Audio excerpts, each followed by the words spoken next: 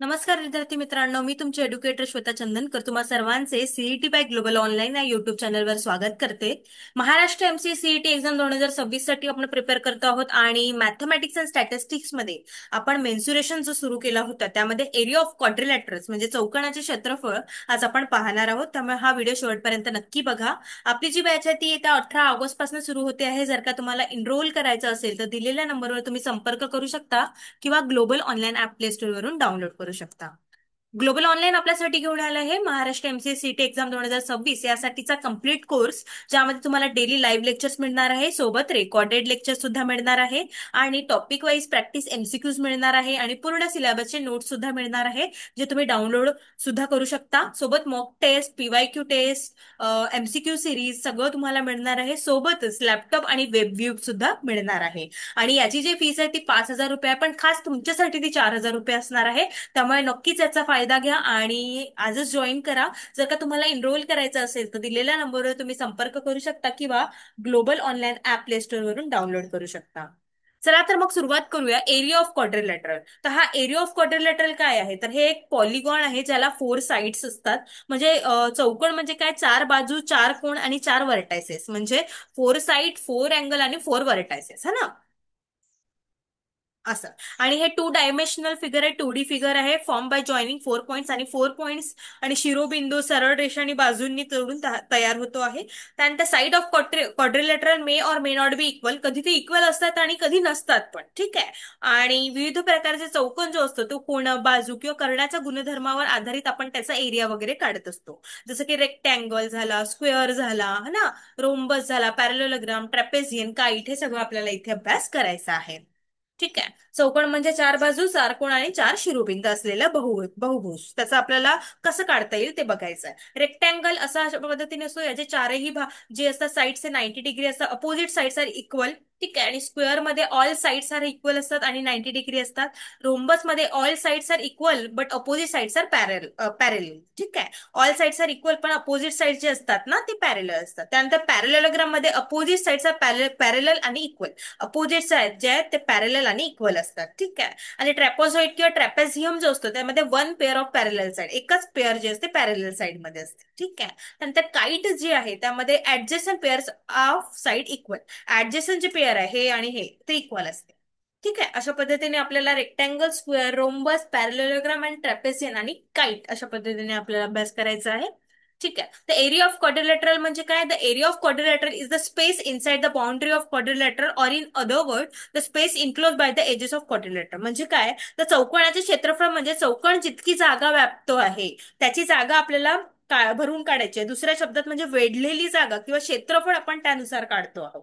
ठीक आहे. त्याचा फॉर्म्युला काय आहे, area is equal to 1/2 into diagonal into sum of height. Sum of heights म्हणजे काय, कर्ण आणि उंचीची बेरीज जे असतात ते.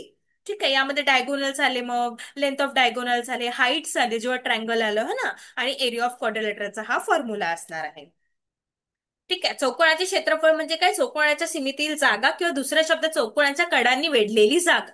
ठीक आहे. त्याला आपण काय म्हणतो, चौकोनाचे क्षेत्रफळ म्हणतो. त्यामध्ये आपल्याला कर्णाची लांबी आणि दोन त्रिकोणाची उंची सुद्धा दिलेली असते.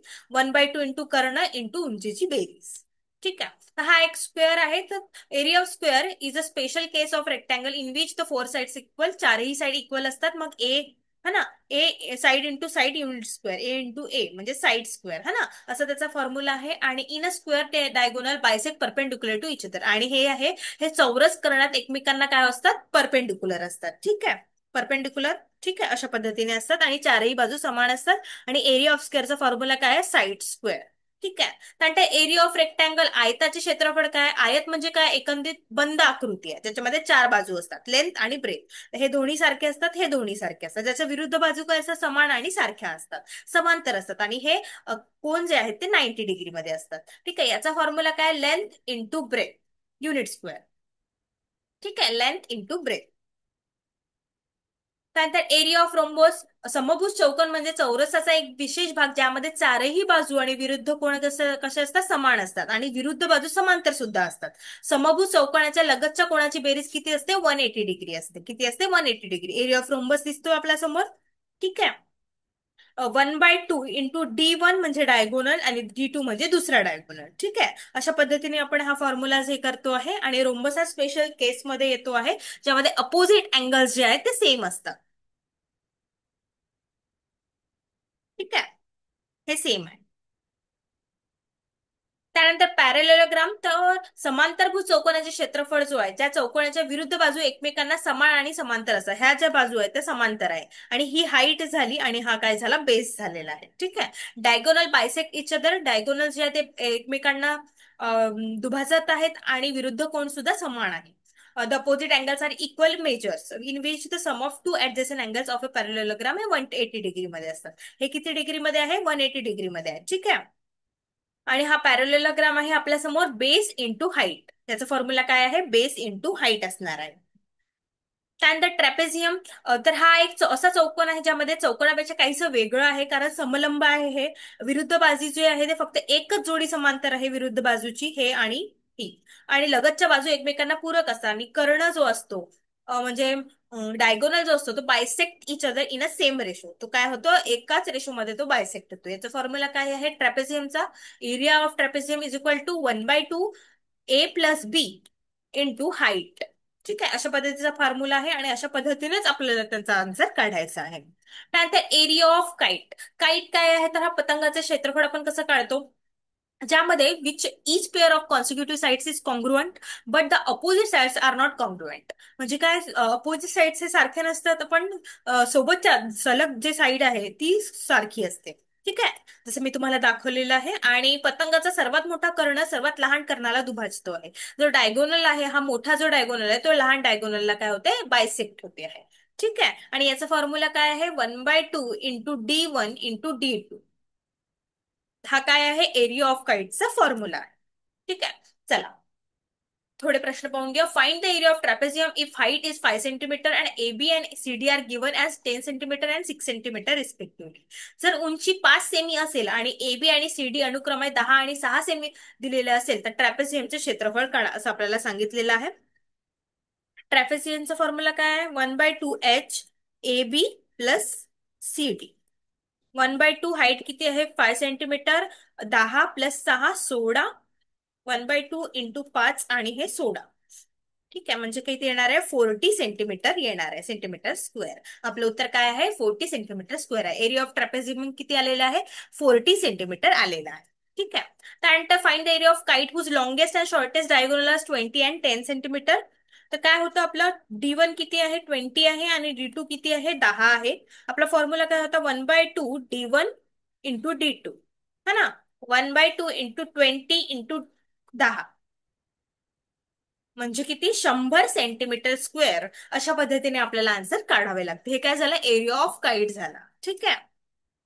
आणि जेव्हा आपल्याला लेंथ ऑफ डायगोनल्स दिलेली आहे. त्यानंतर calculate the area of parallelogram if the base and height are 10 centimetre and 15 centimetre. जर पाया आणि उंची अनुक्रमे 10 मीटर आणि 15 मीटर असेल, तर समांतरभुज चौकोनाचे क्षेत्रफळ काढावं लागेल. तर एरिया ऑफ पॅरलेलोग्राम काय आहे आपला, बेस इंटू हाईट आहे, है ना. तर 10 इंटू 15 म्हणजे किती, 150 मीटर स्क्वेअर. जे काही आहे इथं मीटर दिलेलं आहे, त्यामुळे आपल्याला मीटर स्क्वेअर लिहावं लागेल. ठीक आहे, त्यामुळे अशा पद्धतीने आपल्याला उत्तर काढायचं आहे. त्यानंतर given the area of rhombus is 120 meter square, then find the length of one diagonal if the other diagonal is length 12 meter. समभुज चौकोनाचे क्षेत्रफळ दिलेले आहे, ज्यामध्ये 120 मीटर चौरस आहे. जर जर दुसऱ्या कर्णाची लांबी 12 मीटर असेल, तर एका कर्णाची लांबी आपल्याला शोधायची आहे. Rhombus is equal to 1/2 into diagonal 1 into diagonal 2. ठीक आहे, तर 120 आहे, 1/2 डायगोनल 1 किती आहे, 12 आहे, इंटू D2. 120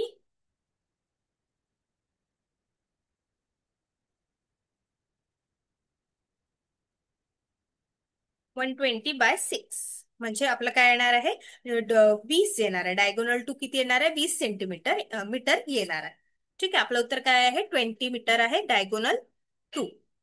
ठीक आहे, अशा पद्धतीने आपण एरिया ऑफ क्वाड्रिलेटरल्स पाहिलेला आहे, आणि काही प्रश्न सुद्धा घेतलेले आहेत. हे तुम्हाला नक्कीच फायदेशीर ठरणार आहे. आपली जी बॅच आहे ती येत्या 18 ऑगस्ट पासून सुरू होते आहे. जर का तुम्हाला इनरोल करायचं असेल, तर दिलेल्या नंबरवर तुम्ही संपर्क करू शकता, किंवा global online app play store वरून डाउनलोड करू शकता. ही सिरीज अशीच सुरू राहणार आहे, नक्कीच फॉलो करा. थँक्यू.